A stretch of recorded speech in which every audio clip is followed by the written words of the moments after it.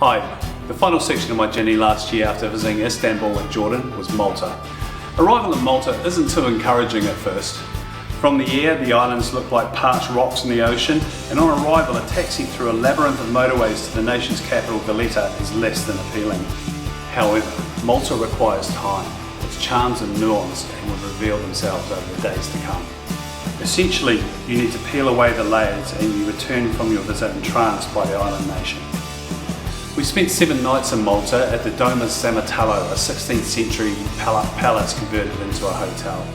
We stayed in the premium suite over 2 levels. It was a very welcome respite after some serious sightseeing. Getting around Malta is relatively easy with plentiful buses, ferries and taxis.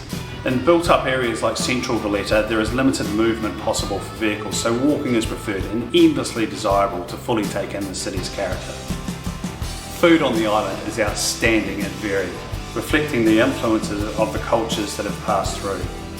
Restaurants like the Michelin-starred Goose, Cafe Jubilee, Rampila and Soto all provided memorable culinary experiences and represented fabulous value for money. So why visit Malta? For many it will be purely as a holiday destination.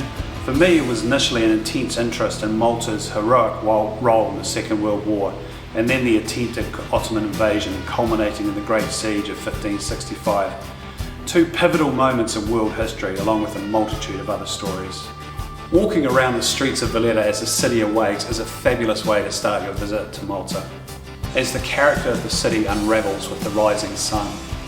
The layers are revealed as you start opening doors, and none more so demonstrates this than the Cathedral of St John's. A rather plain exterior reveals a riot of colour and ostentation inside.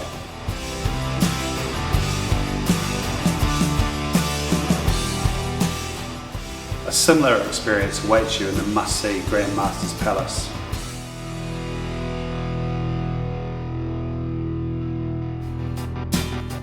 Every visit to Malta will require some time on the water.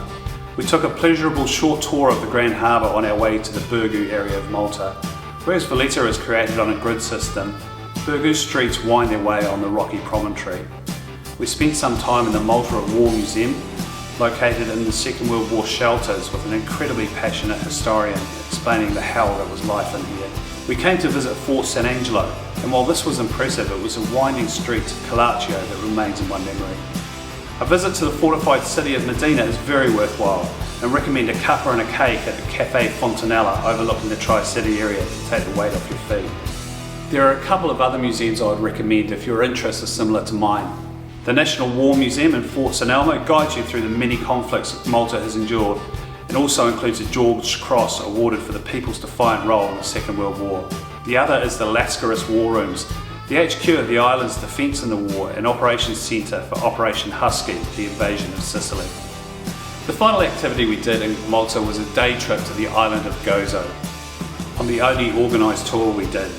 Very worthwhile, including a hotel pick-up and lunch and a relaxing way of negotiating the ferries.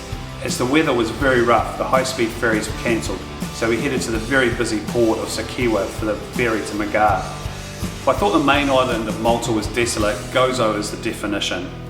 With 35 churches, Gozo is one of the most heavily baptised pieces of land anywhere, and I could only think of the faith it would require to live here.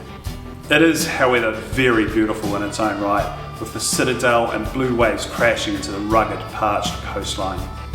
We spent a week in Malta, which was just enough time to explore the island's charms, sights and food. Oh, food.